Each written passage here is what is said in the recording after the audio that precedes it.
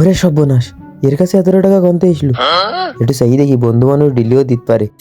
বন্ধু আমার 500 টাকা হালাত দিবি? 500 টাকা হ্যাঁ। তোর ধর ধর। ওরে কায়দা শালিক পাত দিয়ে দিল। তাহলে আর একটু সেই দেখি, মনে হয় আর একটু চাইলে আরো একটু দিবে নে। সেই দেখি বিসমিল্লাহ কই। বন্ধু আমার 2000 টাকা লিখ দু।